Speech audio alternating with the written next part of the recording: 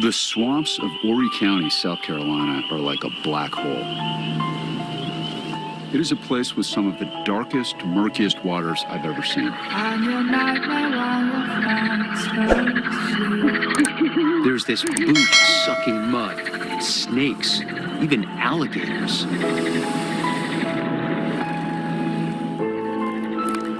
At 4 o'clock in the morning, Peachtree Boat Landing is a dark, desolate place. The only reason you'd go to the Peachtree Boat Landing is to put a boat in the water. There is no reason for a car to be there, abandoned in the middle of the night. I'm gonna do bad things, do it like it's nothing. Being bad has never felt so good. I'm gonna do bad. The tires were not flat, the windows were not busted, the doors were locked. The car seemed in good working order. There was just nobody in it. In these swamps, anything can happen. Anything can disappear, even a body. There is no way this story is going to end well. I've been thinking of doing bad things to you.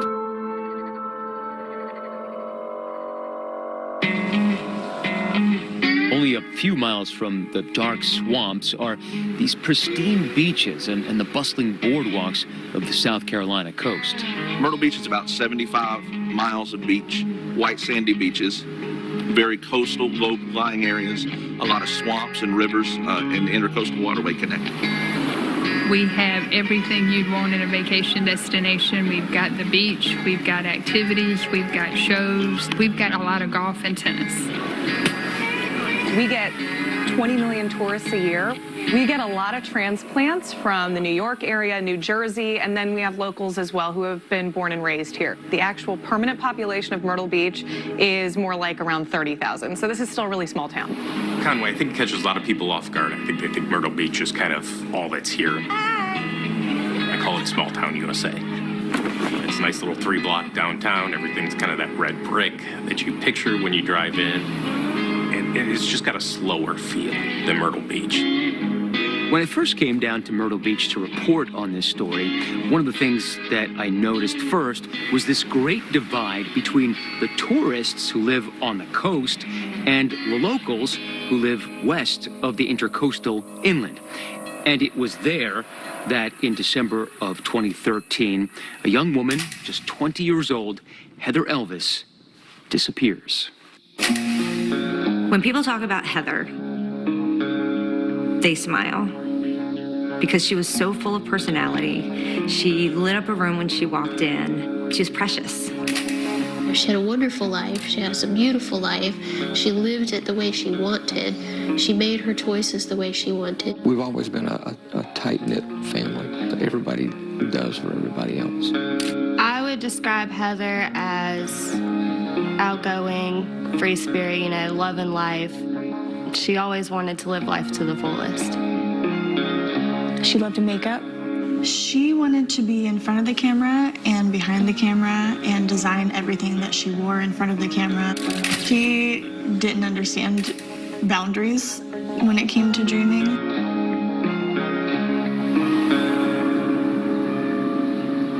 Heather Elvis worked at a restaurant, a sports bar here called the Tilted Kilt. Tilted Kilt is an Irish-Scottish version of Hooters. So the girls wear kilts. It's like a sports bar, so they have TVs everywhere. They have a whole bunch of different beers on tap. Heather was a hostess at Tilted Kilt where I was a manager. She was friendly to everybody. She's always smiling. She had a contagious laugh that I would love to hear again. Heather and I worked at Tilted Kilt together. I actually helped her get that job. I talked to the managers and said they should bring her on, that she's a really great young woman and that she'd be a great addition to the team. It wasn't the most appropriate of uniforms, but at that age, you do what you can to rebel against your parents.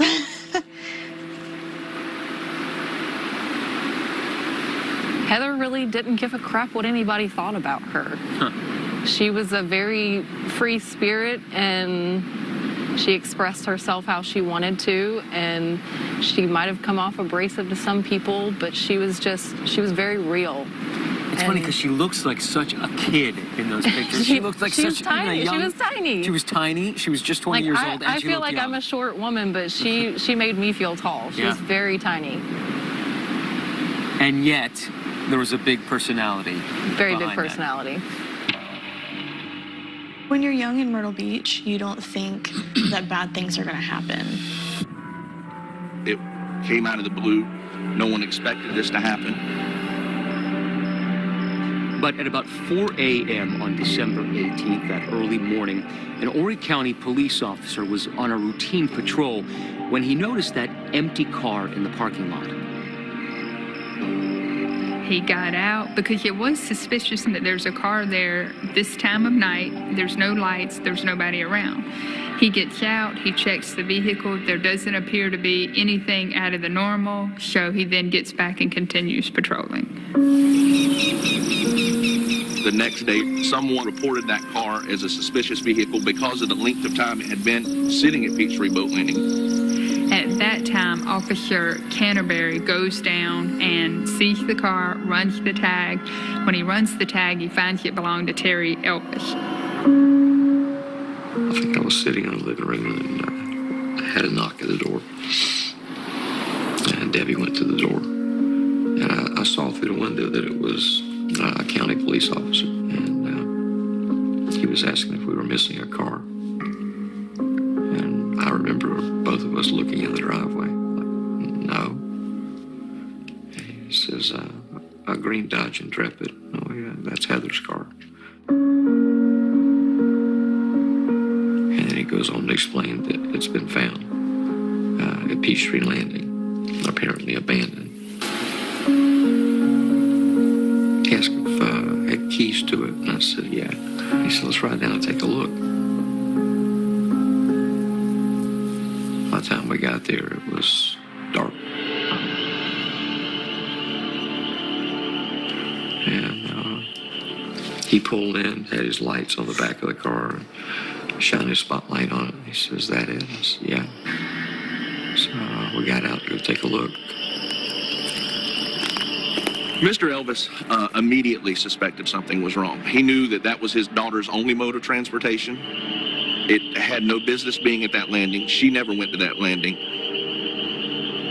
I was just sitting there twiddling my thumbs and waiting, calling Heather's phone. It was going straight to voicemail, which is way out of character with Heather. I thought the car might have been stolen because of the way it was parked. Maybe somebody took it and left it there. It really didn't hit me. Where's Heather? Until he started looking through things. Clothes, art, shoes, purses, makeup, you name it, was in her car. But they don't find her phone. They don't find her wallet. They don't find a pocketbook. I could see the worry on his face. That's when I got worried. After we looked inside the car, he says, let's look in the trunk. And I think, even though I still thought the car was stolen, I could feel my heart just drop.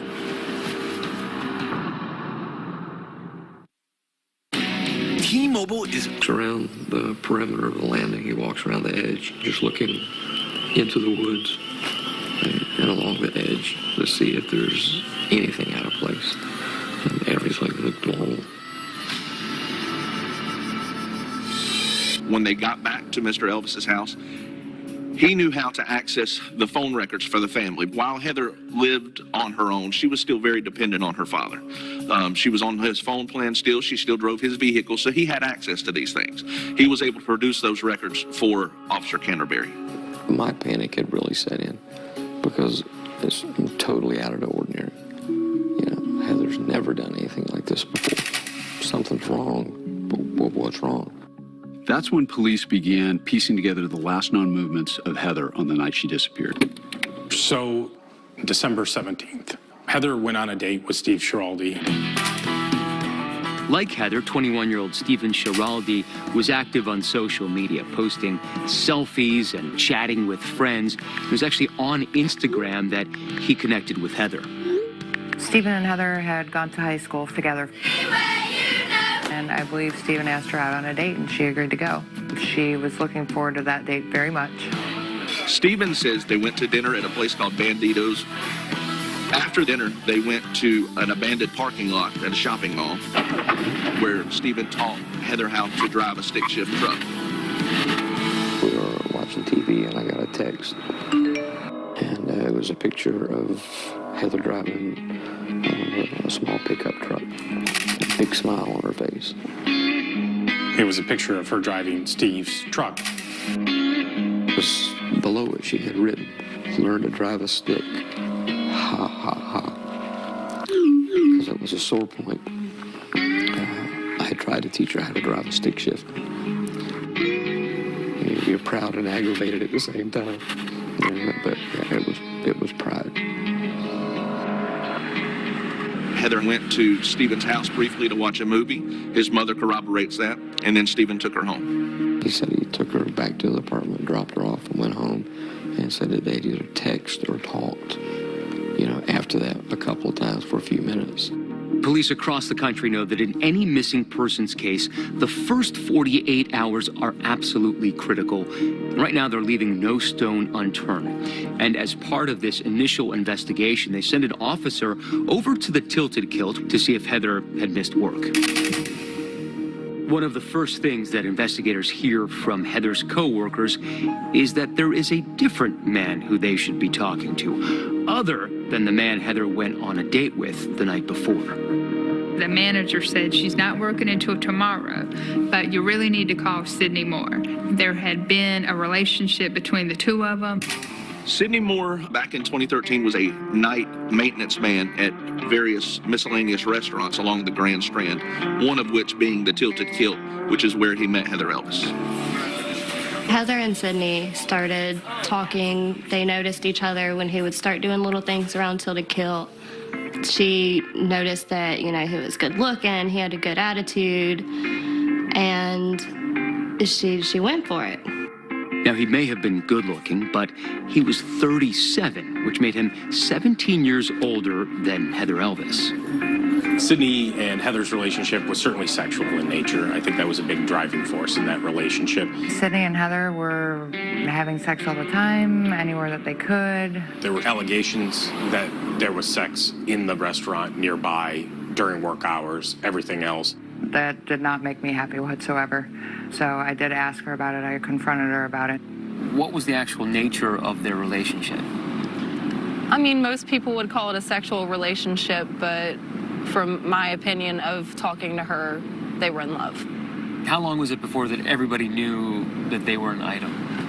I want to say it was probably like the end of summer, early August maybe. Having known Heather since we were little, it was a little surprising, but Heather was always a risk taker. She was pretty rebellious. She was one of those people, when you told her no, it only wanted to make her do it more. She always wanted what made her happy. So I guess Sidney just made her happy when they were together. And like so many other people Heather's age, she shared her thoughts and her musings on social media, whether she was happy or sad, and she did so pretty frequently. I think for any 20-year-old, there's a strong social media presence and used it for everything, and that's their main form of communication. They're on Twitter, they're on Facebook, and there's not a great filter there. Heather did enjoy social media, and I think that was one place where she could express herself openly and wouldn't be judged for it. There's no telling what would come out of that girl's mouth. She posted a lot of off-the-wall things, at random times of the day. Sidney would sometimes come to bring her coffee and bagels, not to do a job, but literally just to bring her something. Yes. Did you find that charming? It was cute, even though we all thought that it was wrong on so many levels. I knew that she was talking to a boy named Sidney, that he was sweet and she was smitten. had no idea he was married. I'm your nightmare while you're fast asleep. Heather received a phone call, and it was Tammy on the other end, and she said, "I know you're with my husband." And revenge has never felt so sweet.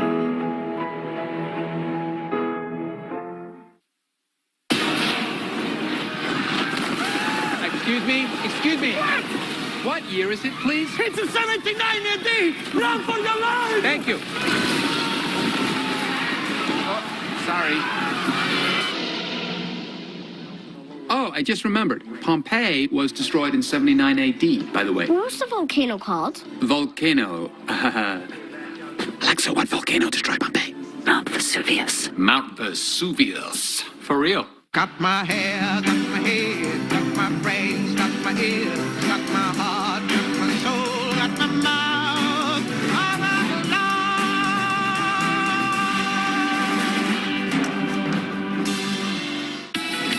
We make it easy for you to get your taxes right. Named Tammy. She was nearly twice Heather's age. Tammy and Sidney Moorer were married over 15 years. When I got involved in this case, they had a son that was around 15, a daughter that was around 13, and another son that was around 10 or 11. Tammy Moorer was definitely the more domineering part of that couple. She told Sidney where to work, when to work, what to do. If I would classify Sidney as anything in that relationship, it would be utterly submissive. They both had jobs at night, or they worked at night. They would sleep during the day. They were homeschooling their children. So literally you could live in Myrtle Beach and never even run across these people. Prior to this affair, Sidney did have another previous affair. I think Tammy, being the domineering person she was, always was suspicious of Sidney, especially after the first affair he got caught having.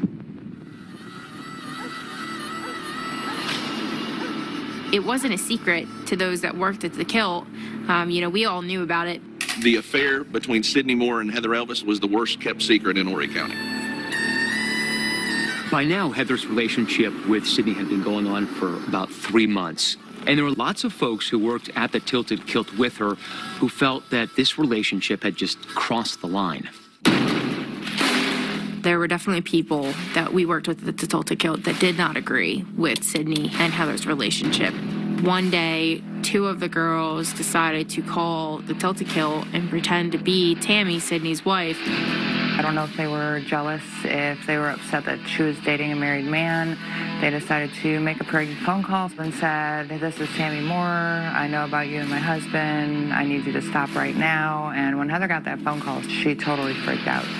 After that prank call, co-workers say that they didn't see Sidney coming around Heather anymore. Then, by the end of October 2013, Sidney and Heather's relationship completely unraveled when Tammy found out, for real this time, about their affair. And it's at this point that Tammy confronted Heather. Heather received a phone call, and it was Tammy on the other end, and she said, "I know you're with my husband," essentially. Like, "I know you've been sleeping with my husband." Sidney got on the phone and said, "You were just some girl that spread your legs." He pretty much belittled Heather and made it seem like it was nothing, and that he just used her for a booty call. Heather was crying because they broke up, and she was very upset about it. After Tammy found out about the affair, she was absolutely livid. She did call Heather a lot, text Heather a lot. Someone's about to get their beat down. She was posting a lot of disparaging comments on social media, and Heather was legitimately terrified. You can tell me who you are right now, or I will find out another way. Nobody you need to worry about anymore. And what did they say? Do you remember? Oh, she was threatening her. Hey, sweetie, you ready to meet the missus? Basically just letting her know that she was there and she knew. And what did she say? Are you ready to meet the missus? That doesn't sound that bad. Well, she did mention something about Sidney taking his last breath. Your is about to take his last breath. And Tammy was relentless. She would call her nonstop for hours and hours and hours. She would call off Sidney's phone. The breakup between the two of them was nasty. It didn't go down well. It ended with threats. I'm giving you one last chance to answer before we meet in person. Only one. She was sending pictures of her and Sidney performing sexual acts, videos of, the two of them together, I guess kind of to taunt Heather. Heather didn't shy away from responding. I think you're a little obsessed with me. Nah, it was a bore. She, I don't want to say pushed Tammy's buttons, but certainly didn't just brush it off. Really? So that's why you're still childishly texting me from your cheating husband's phone? Your skank needs to leave me alone. Were you concerned for Heather, and was Heather concerned after those text messages came in? Heather was definitely freaked out. I think she was terrified of her. I mean, her demeanor completely changed over the next few weeks. Like, she was very paranoid. Heather was genuinely scared. Like, she didn't want to ever see Tammy. In September 2013, Heather wrote on her Twitter page, "Once upon a time, an angel and a devil fell in love, and it did not end well." She probably was referring to her and Sidney. Heather just kept saying, "Leave me alone. Leave me alone. I don't want anything to do with this." And the calls did stop. Finally, they did stop. Once Tammy finds out about this affair, the Moorers take a road trip all the way out to California. But this is after purchasing a brand new black F-150. It was a 3-week trip, so it was a lot of time together. They drove all the way to California and drove back. According to the Moorers, the purpose of the trip was to reconcile their marriage. Heather was heartbroken. It took a few weeks for Heather to kind of come back around, to become that bubbly type person. Heather started coming back to her normal self, always joking, always laughing, giggling, pulling pranks on people, the Heather that we've always known and loved before October. By the beginning of December, there was no communication between Heather and the Moores. Heather was really looking forward to her future after putting everything to rest with Sidney. By all accounts, Heather had moved on. She was dating again. In fact, on the night she disappeared, she was out on a date with someone new. But now, Heather was gone, and gone without a trace. And police went to the Tilted Kilt, and that's where they were tipped off about Heather's affair with Sidney Moorer. So the police immediately go to Sidney's house. They talk with him in December 20th, early morning, I'd say 2 a.m. When's the last either last night or night before, I can't remember. What's your relationship with her? There is no relationship. There was a relationship.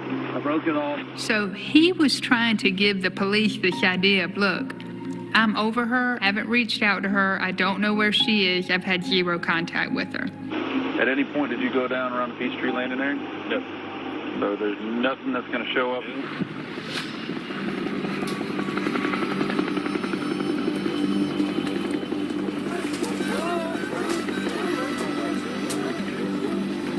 Is there anything you want to say if she happens to be watching right now? Heather, if you're watching this, if you can see it, if you can hear it, we miss you. But we want you home. Tell me where you're at. I'll come. Doesn't matter where. Doesn't matter when. Doesn't matter why. Just tell us where you're at.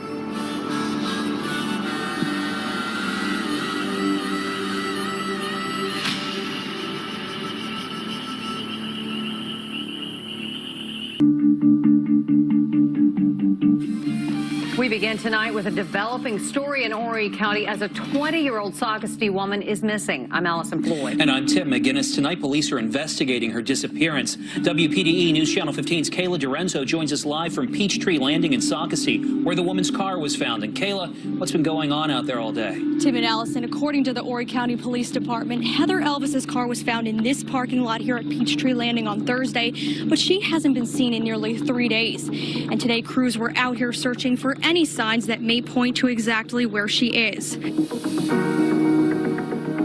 Originally, this case was just assigned out as a missing person. We did not know or have any reason to believe a crime had been committed in the beginning. The car showed no sign of a struggle. There was no blood, no broken glass, nothing to believe that a crime had been committed. Detectives are continuing to investigate the situation. So while crews were searching for any physical trace of Heather at Peachtree Landing, police were combing through her phone records, and almost immediately they noticed an unusual number of calls to an unfamiliar number. They then find out the number belonged to a payphone, and that the payphone had called her phone that very early hour of 1:35 a.m. And then she immediately is calling the payphone back. Heather dials that payphone back 9 times. Not 8, but 9 times. The only reason she could possibly be calling that phone 9 times that she's never heard of before is to get the other person that just talked to her back on the line. They find that the payphone has surveillance video. They pulled the surveillance video. It was very grainy. She, an individual, walked to the payphone. He owned the payphone over 5 minutes. Even though they didn't know who it was, they had evidence then that the payphone had been used. They call Sidney Moorer back. They bring him into the police station for a more formal interview. Horry County Police begin questioning Sidney about his whereabouts on December 18th, and he tells them that he and his wife Tammy were going around doing errands. And at one point, they stopped at a Walmart. Was that Walmart, actually? In Myrtle Beach. Myrtle Beach Walmart. Yeah. Was your wife with you Yes. that whole time? Yes, she was with me the whole time. They asked him about the payphone call. Had you used any other phones that night? Your wife's phone? No. Did you make any payphone calls? Nope. I still have payphones. Who makes a phone call today from a payphone? Sidney Moorer has a cell phone. Tammy Moorer has a cell phone. And Tammy Moorer used that cell phone to great length to harass and essentially stalk Heather Elvis. They were calling from a payphone to hide the call. There was a phone call made to Heather that night from a payphone at the gas station on 10th Avenue. Okay. But we have video from that. Okay. Did you try calling her just a minute? No. A second? You sure? Maybe. Okay, how about we start again? I did. I called her from the payphone. What did you say? I asked her to please leave me alone. It sounded like a very innocent explanation, but Heather's roommate Brianna tells police a very different account of that phone call.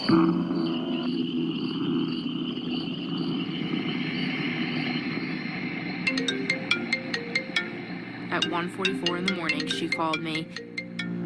I was on winter break from college in Florida. She was hysterically crying, and she said, Sidney called me. My heart dropped because I was like, I thought we were past this. And I said, why'd you answer? And she said, because it wasn't his number. She told me that he said he left his wife and that he was sorry and that he wanted to see her and be with her. And I told her, don't do it. Why don't you go to sleep on this, and we'll talk about it first thing in the morning. When Heather and I hung up that night, by the end of the phone call, I was under the assumption that she wasn't going to meet Sidney. That's when everything starts moving in a very different direction. After interviewing Heather's roommate Brianna about that conversation that Sidney and Heather had on the payphone, police begin by reconstructing the movements of Tammy and Sidney that night. They begin by pulling security video from that Walmart in Myrtle Beach. Sidney spent approximately 9 minutes inside that Walmart, then got back in the truck where Tammy was waiting outside. After that, they drove directly to the payphone where you see Sidney make the call to Heather Elvis. Day 20 in the search for missing 20-year-old Heather Elvis. Dozens of cars and horse trailers line the heavily wooded area. While teams of volunteers continue to search for any trace of Heather, police are now squarely putting the focus of their investigation on Sidney and Tammy. But rather than lend a hand in the search, Sidney and Tammy unleash an online tirade against the missing 20-year-old. The Moorer's big push was to basically discourage anybody that was looking for Heather Elvis. They had a lot of negative things to say about the victim. Tammy and Sidney Moorer were vicious at times on social media. I mean, Tammy Moorer put out a Facebook post shortly after she went missing, calling her a whore, saying these terrible things. We've all heard the term a woman scorned, right? And that's Tammy Moorer was. But when you see these posts and you see the way she's behaving as an adult woman, a mother with 3 kids, the way she's hounding this 20-year-old kid, it's disturbing. It was a social media war, a campaign of pure terror. This case was the perfect storm for 2 families that were very outspoken, very motivated, and they weren't going to give up either side. Using Heather's phone records and her Gmail account, investigators began to piece together her movements. After that phone call from Sidney at 1:35 a.m., Heather ends up calling his cell phone several times between 3:17 a.m. and 3:21 a.m. Finally, he picks up and the two have a conversation for about 4 minutes. And it's at that point that Heather gets in her car and begins driving. We trace Heather's phone all the way to Peachtree Boat Landing. And once she gets to the landing, she's again calling Sidney Moorer. 3:37, 3:38, 3:39, 3:40. It was 4 phone calls right in a row. This is why this is important, because while Heather was making those phone calls, video surveillance cameras along the route to Peachtree Landing also show a black pickup headed in the same direction. Right there is the camera that caught what the FBI and the prosecutors say is that Ford F-150 going south towards Peachtree Landing. At 3:41 a.m. is when Heather's cell phone goes dead. There's nothing else at the end of that road but Peachtree Landing and Heather Elvis. Dear MS, from day one, you've tried to define me. But I never invited you in. It's my life. I think anytime you have a missing person, the pressure on law enforcement is immense. Not so much from the community, but you have a family that's missing a daughter, and they wanted to find her. We had the payphone call, which still wasn't enough. Then we kind of had to chase down what Sidney Moorer told the police to find out what was true and what wasn't true. During this time frame, we also started beginning looking for surveillance footage along 814 and Mill Pond Road. When you look at a map, it's immediately clear that driving Highway 814 and Mill Pond Road is the quickest way connecting Peachtree Landing and Tammy and Sidney Moorer's house. In fact, they're only 4 miles apart. So right up here is a surveillance camera that captured the image of a truck that looked very much like the one owned by Sidney and Tammy Moorer driving towards Peachtree Landing. There's nothing else at the end of that road but Peachtree Boat Landing and Heather Elvis.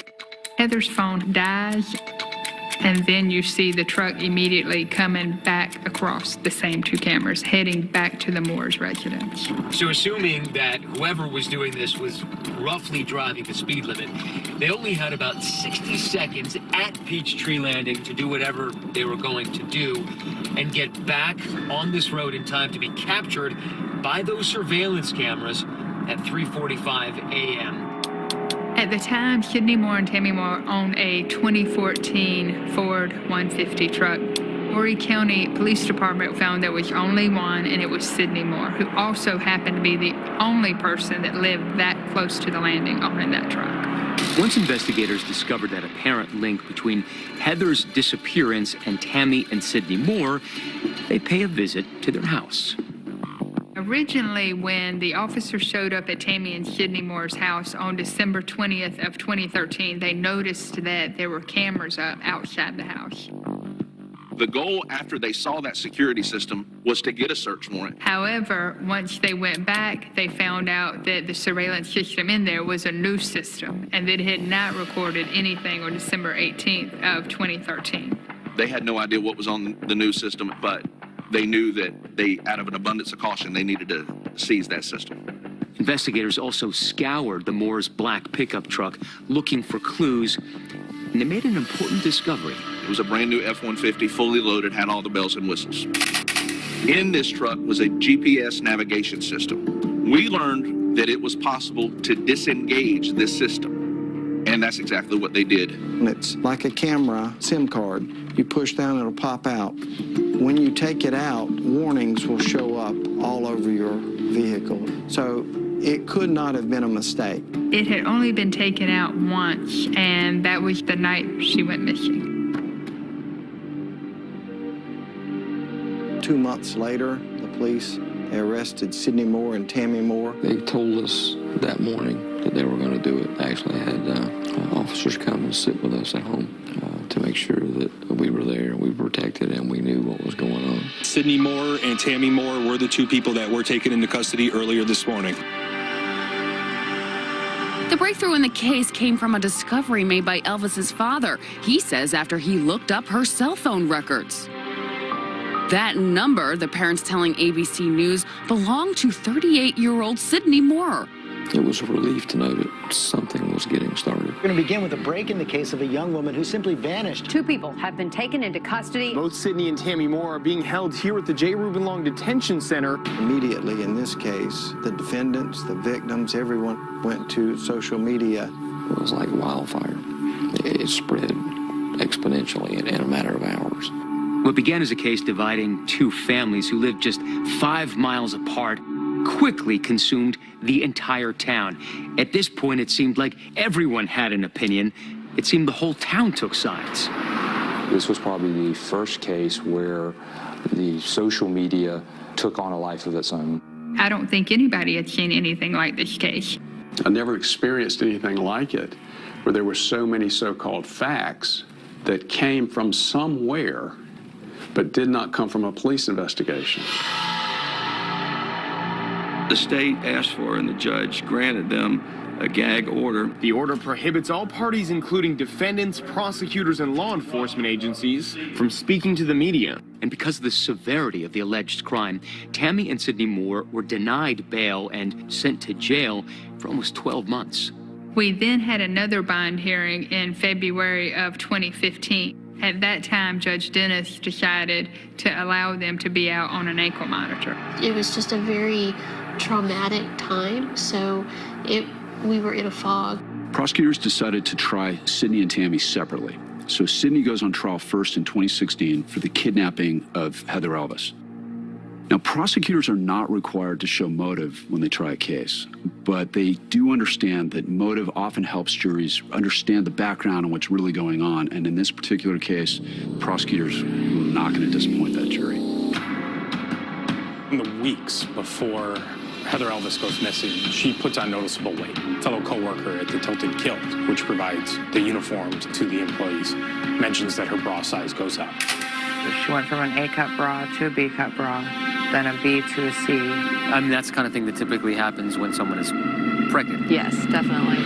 And remember that errand that Sidney ran at the Walmart the night Heather disappeared? He made 2 purchases, and he paid in cash.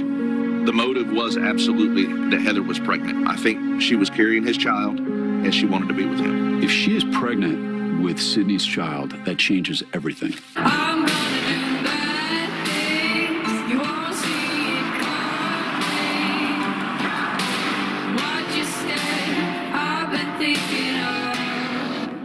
Doing bad things to you. 8:00 in the morning, Peachtree Boat Landing is a dark, desolate place. There is no reason for a car to be there, abandoned in the middle of the night. We begin tonight with a developing story in Horry County as a 20-year-old Sockasty woman is missing. A 20-year-old woman in an affair with a 37-year-old man. She was smitten. I had no idea he was married. Heather wrote on her Twitter page, "Once upon a time, an angel and a devil fell in love, and it did not end well." His wife sent text after text. Just threats after threats. It wasn't pretty. After Tammy found out about this affair, they literally stalked Heather Elvis. They were chasing her.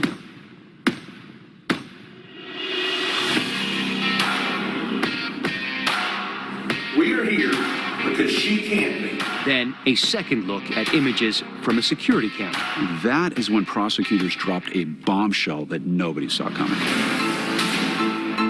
There was a gasp in the room. I was just like, holy crap, this is it. Why would a defendant defy a court order just hours before she's set to testify?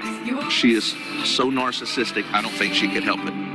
A missing daughter, a love affair, and a dark road that for her only went one way. Doing bad things to you.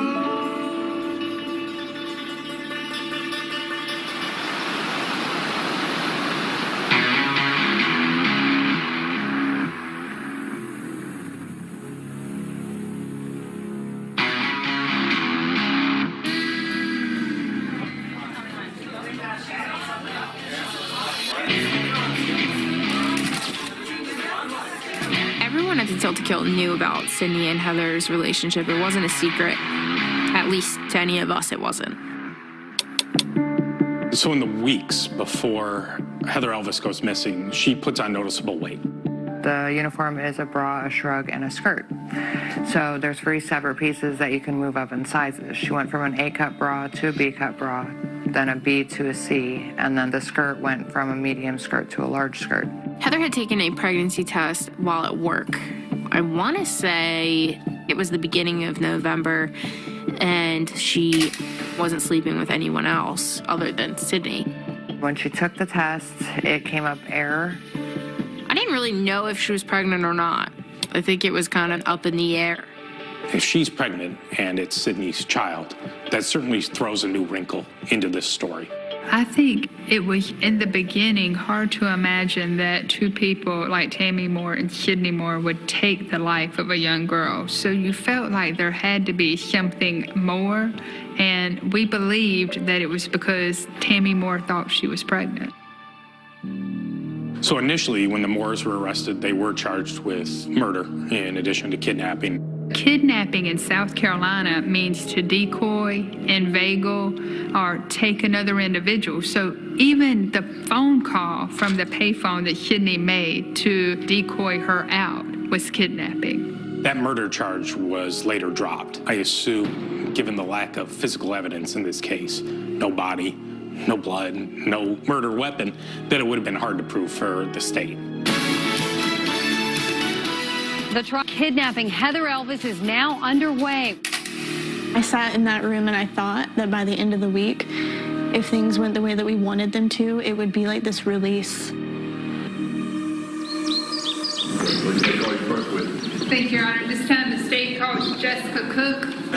One of the first witnesses we actually called to the stand was Jessica Cook. Jessica was one of the managers at the Tilted Kilt where Heather worked. Do you ever notice any changes in her physical appearance? Yes. Remember that video of Sidney at the Walmart the night of Heather's disappearance? Prosecutors think they know why he was there. On that video, it shows Sidney Moorer in his truck, F-150, drive into a handicapped parking spot, exit his vehicle, walk into the Walmart. The receipt showed that he had purchased a pregnancy test and a cigarette-type cigarette, and he paid cash. The conjecture is that they're going to take it to Heather and make her take a pregnancy test. I think that if she was pregnant, I think that would be another reason why Tammy would want Heather out of the picture. According to Sidney, the reason he went to that Walmart was to buy a pregnancy test for his wife, Tammy. He insisted that they were trying to have another baby. There was no hard evidence of guilt to me. There was a bunch of bad character evidence, and there was a tremendous amount of circumstantial evidence. Now, tell this story about how old you are. Prosecutors built what they believed was a very convincing case, knowing that asking a jury to convict based solely on circumstantial evidence is always a steep hill to climb. I think the surveillance footage was absolutely key, and that goes from the Walmart to the payphone to the truck going down and coming back, because it created a timeline that showed everything, all attention was on Tammy Moorer and Sidney Moorer, and everything they did was very deliberate towards Heather Elvis. No question, Your Honor. Very well, thank you.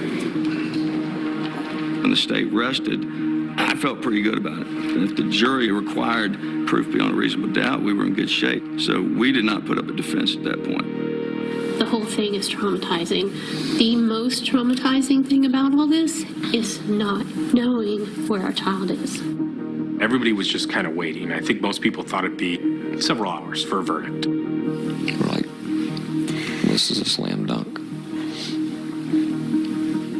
But it wasn't. The jury is still deadlocked and will be unable to resolve it. Therefore, I'll declare mistrial. This case will have to be tried again.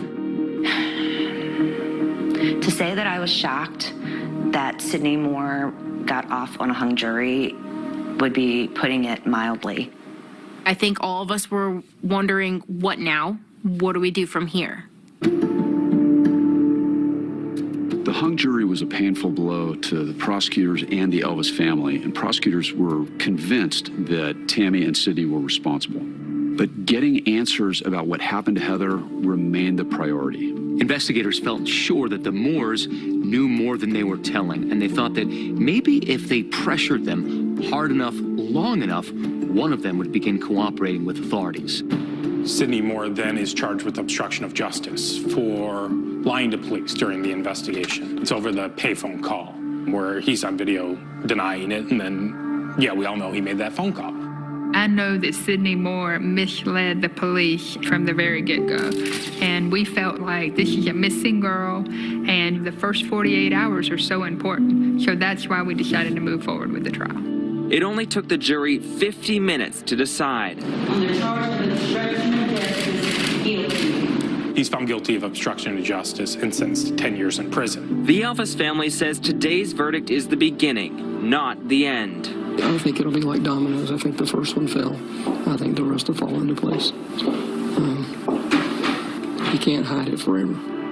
While prosecutors fell short in their bid for a guilty verdict in Sidney's trial, they learned an important lesson. They needed more evidence. With Tammy's trial on the horizon, prosecutors felt very confident that a conviction in that case would bode very well for the retrial of Sidney. If getting answers about Heather was paramount, investigators understood that first they had to figure out who the mastermind was.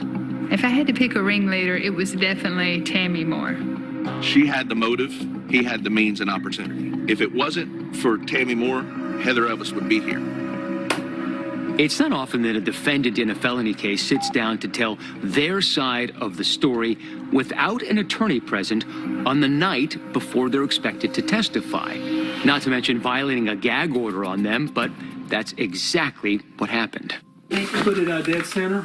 Right there, school. As you probably expect, we're going to go through a lot of stuff, right? I'm also going to ask you tough questions, which I'm sure you're bracing yourself for. I haven't braced at all.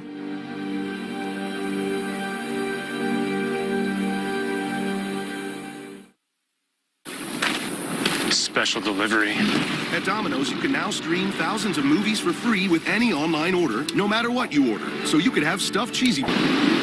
When a family member or friend goes missing, it's like a part of you goes missing with them. Well, it's been nearly 5 years since Heather Elvis disappeared. Today, the trial for one of the suspects, Tammy Moorer, started. And you knew there was a price to pay. In October 2018, Tammy Moorer went to trial for conspiracy to kidnap Heather Elvis and kidnapping Heather Elvis. We are here because she can't be. And she can't be here because she decided she can't be here. Prosecutors have never before made a clear link between Elvis and Tammy Moorer, and her attorney says there is no link that can be made. Because Tammy Moorer didn't kidnap anyone. She didn't conspire to kidnap anyone. Tammy Moore's case was definitely more difficult than Sidney's case. We didn't have her on video at Walmart. We didn't have her making a payphone call. Even that evidence hadn't been enough to convict Sidney. So for Tammy's trial, prosecutors realized they had to essentially redo their presentation of the case. I knew we could do better. When you collect evidence, police normally focus on that very tight time that she goes missing at. But we started looking at a much larger time frame. Prosecutors tracked Sidney and Tammy's movements all over town before, during, and after Heather's disappearance. And what they found was damning. After Tammy found out about this affair, they literally stalked Heather Elvis. They were chasing her, basically watching her to find out when she may be the most vulnerable. And based on this analysis, prosecutors were able to secure a second indictment for conspiracy to kidnap on top of the kidnapping charges they already had. We really decided we are showing these jurors everything we've got. At this time, the state calls Jody Davenport. The key witnesses really were those individuals that knew that she was dating Sidney Moorer, and at the time she thought she was pregnant. Do you know who she was having sex with? Sidney. Who was she scared of? Tammy. I had never been face to face with Tammy up until that point. Who's in this picture? That's Heather. You know, I'm giving my testimony and I'm speaking and being questioned. And how did she feel about Sidney? She loved him. And she's staring into my eyes, and she has this way of being very, very intimidating. I mean, I get goosebumps still thinking about it to this day. Tammy Moorer was an extremely dominant, controlling person. She takes his phone. He can't work at the Tilted Kilt any longer. She even changed into the bed at night. I'm not speaking figuratively to you right now. Literally changed into the bed at night. The prosecution also alleges that Tammy forced Sidney to get a tattoo of her name on his body. The state calls Jacob Melton. And they brought to the stand a friend of their son's to testify about what he heard Tammy tell Sidney. If you wouldn't have messed with that girl, this wouldn't have been happening. And she was referring to what, the tattoo? Yes. Okay, and where was it located on Sidney? On his lower front waist. While the defense didn't deny the existence of the tattoo, they insisted that Sidney had gotten it long before he had met Heather. In fact, they presented photos of the tattoo in process during trial. The whole idea behind the tattoos and the handcuffing is to show Tammy's control over Sidney. The whole prosecution theory is that she grew so jealous over Heather that the two of them conspired to kidnap her. Eventually, Heather and her friends come to the realization she might be pregnant. When this gets out and becomes common knowledge, the fire, the jealousy that is in Tammy Moorer explodes into utter rage.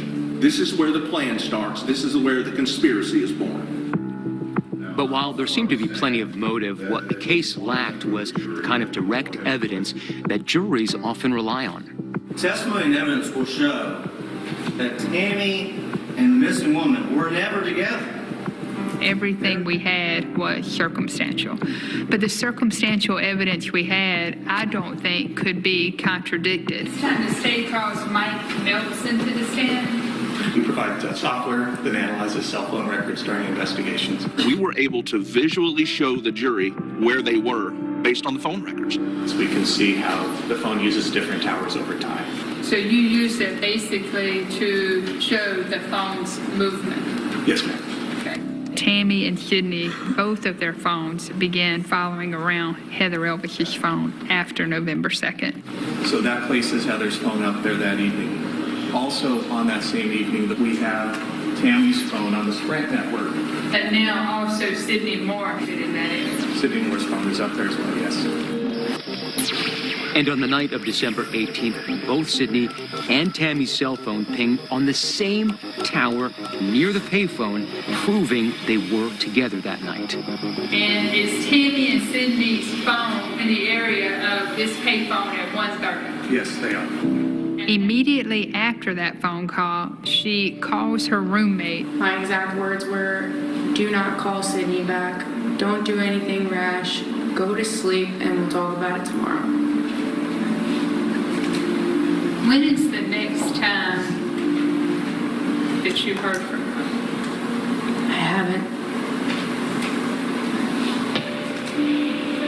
In a week like this, it's almost like you're just drowning. So when you have moments like that, you have to reach out and hold on to other people because it's hard. The world kind of swallows you up. When prosecutors presented video surveillance footage showing that Ford F-150 driving back and forth from Peachtree Landing just before and just after Heather disappears, they were actually able to call a person who teaches forensic video analysis at Quantico.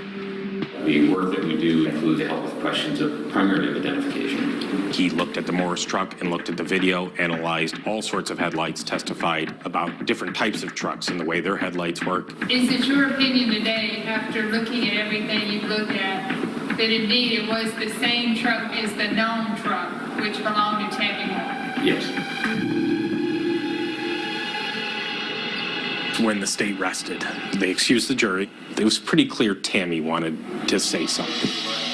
She is so narcissistic, I don't think she could help it. All right, and do you wish to testify in this case? I do not. When she said, yes, I want to testify, there was a gasp in the room. There's no doubt Tammy Moorer thought, I can convince this jury that I've done nothing wrong. So help me God. Thank you. Please receive. There are many reasons for waiting to visit your doctor right now.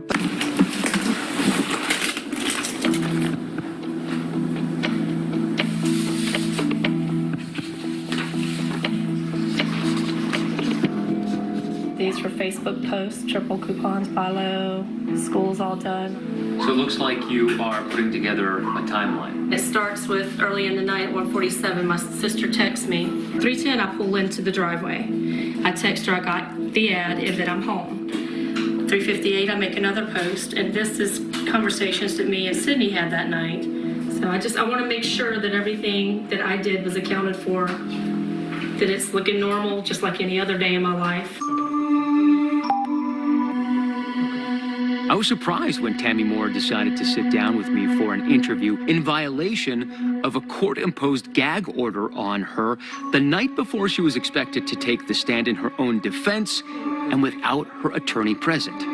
What we got accused of, neither one of us would ever do. Which part? The kidnapping. And at first it was murder as well. And we're not those kind of people.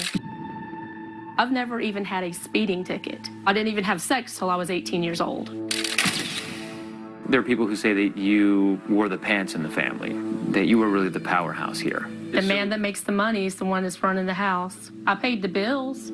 And the wife who gets her name tattooed on her husband's stomach, That was right his above idea. the belt, That was his idea. seems to be the one who makes the rules. But that's making it sound like he got a tattoo because I forced him to, and I didn't. Okay, so since we're on that subject, after he had the affair with Heather, did you actually handcuff him to Never. the bed?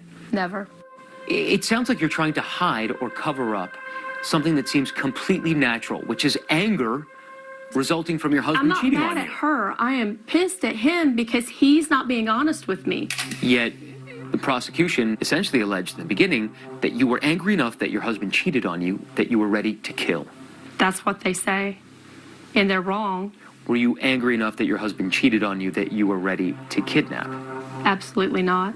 It seems that the prosecution to some degree thinks that you are the linchpin here, not Sidney. They change it according to what they need to say. It seems like everybody is lying here, except you. And that's why I am terrified of tomorrow, because I feel like this town is going to crucify me because of all the lies and all of the that's happened. What happened to Heather Elvis? Well, after more than a week, the state has rested its case. Today, Tammy Moorer took the stand in her own defense. Your Honor, this time the defense calls Tammy Moorer. Please raise your right hand. There's no doubt Tammy Moorer, when she took the stand, thought, I'm going to be running this courtroom while I'm up here. So help you God. So help me God. I had never heard her voice in person before. Did you learn who he was having an affair with? Not until the girl called me back and told me who she was. I had no idea. So the messages were never directed towards Heather Elvis. Every time that woman used my daughter's name,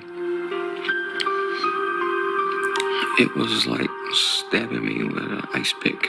And did you feel like you had a right to know who it was? I did. I didn't go about it the right way, and I'm sorry for that. It looks bad, but I just wanted to know who it was. That's all. You've been known to use some pretty salty language, haven't you? Right. just sat there and smiled the entire time. She batted her eyelashes, and it just seemed like she was an actress putting on a play. Tammy thinks, in my opinion, that no matter where she's at, she's the smartest person in the room. You know what time 0800 is? 8 o'clock a.m. Yeah, don't worry. Was the jury really going to buy this? Did you kidnap Heather Elvis? No, I did not. Do you know who kidnapped her? I do not. Do you know if she's been kidnapped? I do not. When Tammy first took the stand, she came across very credible, but I think we, through the evidence, already knew that there was a different side of Tammy Moore. Almost immediately, it got contentious between Nancy Lysay and Tammy Moore. Miss Moore, do you know who I am? I do. Okay, and who am I? Nancy Lysay, you've made my life miserable. She came off the cuff and was saying I had ruined her life. So I knew for her it was very personal. I think it was the next day she called. It was a nice conversation. She was a nice girl. She wasn't mean to me. I wasn't mean to her. It took very little to push her buttons. And you said on 11/11, I think the bitch is in hiding. Isn't that what you said? If it's on there. Okay. Then what makes you think the bitch is in hiding? I was just being a jerk at the time, I guess, Nancy. That's all I can say. Have we ever met outside of this courtroom? I don't think so. Okay. Just didn't know when we got on a first name basis. That had to be the first defendant that had called me by my first name. I felt like that was a almost power play on her part. Me and you are equal, and I'm going to be controlling the temperament of these questions and answers. Ms. Moore, would you agree that the testimony has been that the truck went down there on 8/14 and Mill Pond? A truck, not my truck. But have you been in here for the testimony of the time of the videos? People lie, Nancy. I think Tammy Moore is filled with such anger, rage, and arrogance that she couldn't help herself. Tammy's text and social media posts could account for every single minute except for what seemed to be most critical, the time around 3:41 a.m. when Heather's cell phone went off the grid. Is there anything you have called on your phone, texted on your phone, or posted on Facebook at 3:35? I don't think so. Okay. How about at 3:40? I don't think so. How about 3:45? I don't know. She ain't on the phone at 3:35 or 3:40 or 3:50 or 3:55. She can't be. The only documentation you have shows before the truck goes down and after the truck comes back. Correct? If that's what you're saying to people, I don't know what time a truck went there.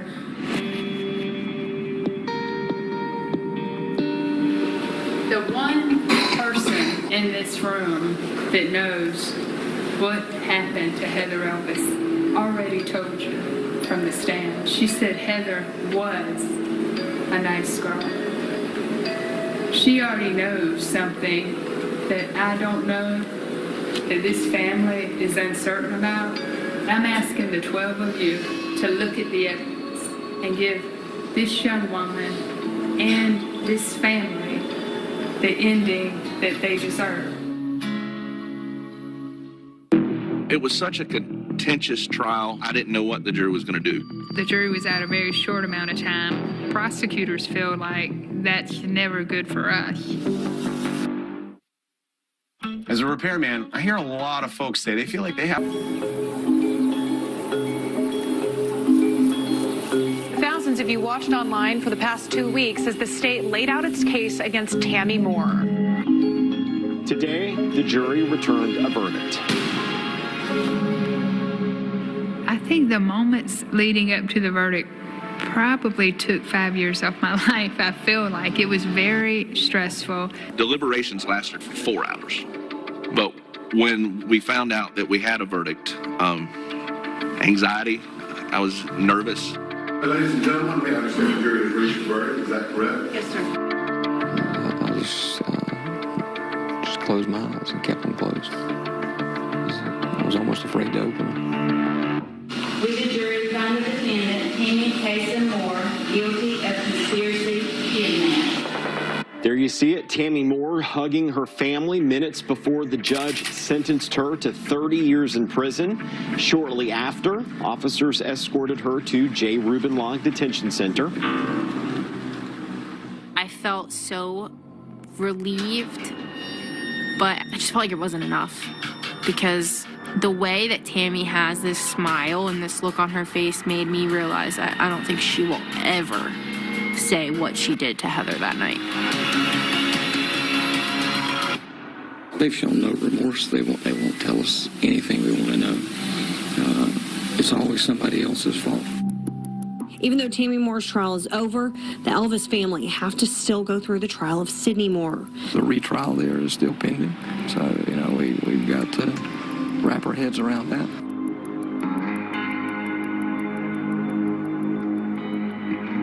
After Tammy was convicted in October of 2018, we retried Sidney in September of 2019 for the same thing. We can't give justice to Heather Elvis by giving an injustice to another citizen like Sidney Moorer. We're going to show you that this man right here, Sidney Moorer, and his wife Tammy Moorer conspired, planned, and executed that plan to kidnap Heather Elvis on December 18th of 2013. You can't abduct somebody, you can't do all the things they're saying they're doing and not leave some trace of physical evidence. I had to make sure the jury understood that circumstantial evidence was just as effective, just as telling as a confession would be. The defense very well may dwell on the fact that this is a circumstantial kind of case. Most cases in criminal law, ladies and gentlemen of this jury, are circumstantial evidence. I think there were a lot of pieces of evidence that pointed to the direction of the Moores, but for me, the defining moment in this case was the testimony of Donald DiMarino. The evidence you're about to give the court in this case will be the truth, the whole truth, and nothing but the truth to help you God.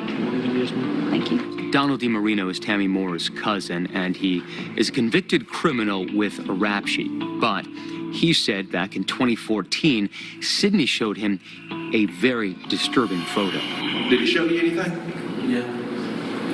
Tell this jury who that picture was of. Heather Elvis. He told us he had seen a picture of Heather Elvis on the phone. She was clearly not alive, and there was blood on her shirt and scratches on her face. In that picture, did Heather look like she was under her own free will? No. At that time, the judge would not have allowed us to get into the details of the photo because we were only trying them for kidnapping and not murder. Let me ask you this. After seeing that picture of Heather back in 2014, do you expect this family to ever hear from her again? No. Donald DiMarino, frankly, didn't have to testify. He didn't have to tell anybody what he saw. Tammy Moorer was his cousin, and the last thing he wanted to do was go against family. Still, it was damaging testimony, despite the fact that he couldn't produce the photograph. The question is, would anybody believe him? And the defense team was going to make sure the jury knew about his criminal past. What have you been convicted of in the past, sir? I got a burglary charge and a couple drug charges. Your drug is heroin? Yes, sir. Donald DiMarino is a lot of things. He's an addict. You can call him a thief if you want to. One thing he's not is a liar. Prosecutors confirmed there were no deals cut with DiMarino for his testimony, and it's impossible to know whether the jury believed him. And that's when prosecutors dropped the bombshell that nobody saw coming. There was a video presented during Sidney's kidnapping trial that none of us had seen before. Holy crap. This is it. This is the evidence that anybody that still had doubts needed to say, wow, they did this. Managing type 2 diabetes? Testimony is now underway in the retrial of Sidney Moorer. Both sides are trying to make their mark on the jury that could close a 6-year investigation. In September 2019, after a hung jury and a conviction for obstruction of justice, Sidney Moorer thought that he might have a chance. But prosecutors had some surprises in store. Just raise your right hand, place your left hand on the Bible. You solemnly swear or affirm. Sidney and Tammy Moorer had a home surveillance camera system in their house, which they tore out on the 20th and reinstalled a new one on the 21st. Now, remember, Heather disappeared early in the morning of December 18th, and anything that would have appeared on the old surveillance system wasn't there anymore. But investigators confiscated this new system anyway. Once the police finally got their surveillance footage, they saw Sidney was washing the car and vacuuming the car out on December 22nd. This DVD is a copy of the video surveillance system that was in the Moorer's house. And what that security camera video shows is Sidney and Tammy spending hours cleaning their F-150 pickup truck. And not just cleaning the truck, but focusing on the rear passenger side. Originally, we tried to use the video in the first trial and we were denied. The judge felt like, look, a lot of people wash their truck. It's a new truck. That's not going to be enough to get you there. I think that's mere suspicion. Once we went back and looked more at the footage and closer at the footage is when we found, look, there's more to this. About 30 minutes into cleaning the truck, Sidney starts a burn pile over in the side yard and starts burning some of the rags that they're cleaning with, and it continues throughout the whole time they're there. So that kind of pushed it forward, and at that time the judge allowed us to play it and put it into evidence. Okay. Once the rags were burned, could you have gotten any evidentiary value? No, they were destroyed in the burn pile. Like, to me, that just screams guilty. The defense claimed that burning the trash is common in the Moorers' neighborhood. Honestly, after we saw what was on the tape, we would have never dreamed they would have done that, knowing that that video surveillance camera was there. That was kind of, I felt like, the biggest mistake they had made. That wasn't the only piece of new evidence the prosecutors put forward. Other than Donald DiMarino's testimony, I think one of the big moments of this trial was when Ashley Kaysen took the stand, who is Tammy Moore's sister. Tammy's sister, Ashley, was called by the defense to testify on Tammy's behalf. But who would she play better for, the defense or the prosecution? The prosecutors asked Ashley about video that they claimed showed Tammy looking for police listening devices. You were looking for bugs, weren't you? You and your sister Tammy were looking through, to see if the police had left any, I'm assuming, devices. Y'all were looking all through the tree. No, I don't recall. Okay, I can play this video and it can refresh your memory. You want me to refresh your memory? Sure. I just won't recall it. Okay. You literally could see Tammy Moorer with a mirror looking under items in the house and in the yard, trying to find out if the police had put anything there. It looks to me like she's pulling weeds out of her garden. Okay, keep looking. What she did all the time. Keep looking. Okay, does it look like a mirror? I can't tell, to be honest. It's too far away. Either it's too far away or the picture's not good enough. The things she said, you couldn't reconcile it with the evidence. Still, despite Ashley's testimony, prosecutors argued that Tammy's actions on video were yet another piece of damning evidence against the Moorers. Tammy Moorer is a woman who's concerned about police surveillance because, number one, she hates losing control, and number two, she knows exactly what she did that night. She knows exactly where poor Heather Elvis is, and she doesn't want to get caught. Any additional witnesses, Mr. Hill? Your Honor, the state has nothing further. All right. Ladies and gentlemen, this will conclude the evidentiary portion of this process. Even though there may be suspicious behavior, that we simply could not trust the circumstances enough to say that we're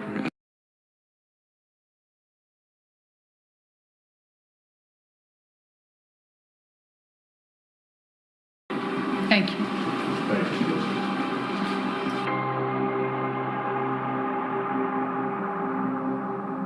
93 days since Heather Elvis could wrap her arms around her father Terry, could kiss her mother Debbie, and tell her little sister Morgan that she loves her. After 6 years, multiple trials, 3 convictions, and a lot of heartache, the Elvis family braced themselves for the verdict. As for the prosecutors, Nancy Livesay and Chris Helms, all they could do was wait and hope. I understand the jury has reached the verdict. Yes. If you would pass the verdict, wrong. I was, frankly, more confident going into these deliberations than I was during Tammy's trial. I had confidence that these people would do the right thing.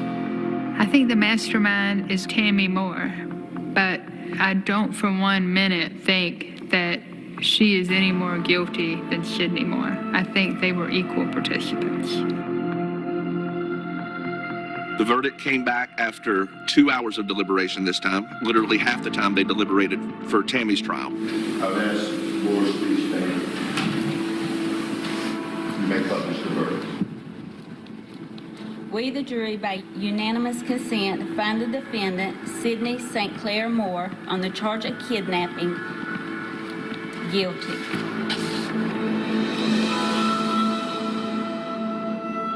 Thank you, ladies and gentlemen.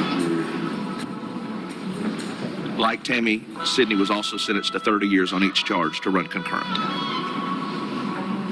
Do I feel he was wrongfully convicted? I mean, I feel the jury got it wrong, not implying necessarily any type of malfeasance or bad acts or anything of that nature, but I feel they did get it wrong. They tried to raise reasonable doubt, and that was their job, to raise reasonable doubt. But they didn't do their job because I wasn't doubting. Were you? No. I know the right people are behind bars. I have no doubt about that. The perfect solution would be to find Heather Elvis alive, but I don't believe that'll ever happen.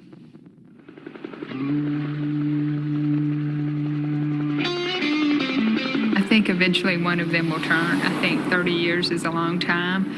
I think once they find out that their appeals are denied, I think then they will be looking to tell the truth. After the verdict, I think the emotions that everyone felt were empty. There's no reprieve from the heaviness that's there because we don't know where Heather is.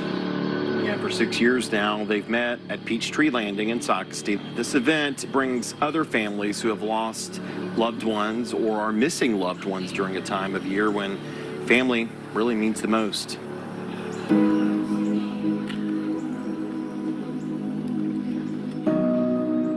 If I could talk to Sidney, I would want to tell him that this has been just a really long nightmare for everybody, but he could make it better if he would tell the truth. So I'm hoping that Sidney sees this and he remembers what it's like to care for her. At some point, Sidney loved her, or at least cared deeply for her. I hold out hope that I'll turn around one day at the front door and she'll walk in. Do I really think that'll happen? Deep down, no, I don't. But I'll never give up. I think that at 20 years old, you're looking for someone to love you. That somebody out there wants to love you unconditionally and walk away from everything in the world for you. I know how happy she would have been that somebody loved her and she had this fairy tale ending, but she didn't. She didn't have that fairy tale ending. Somebody stole that from her, and they stole it from everybody else here too.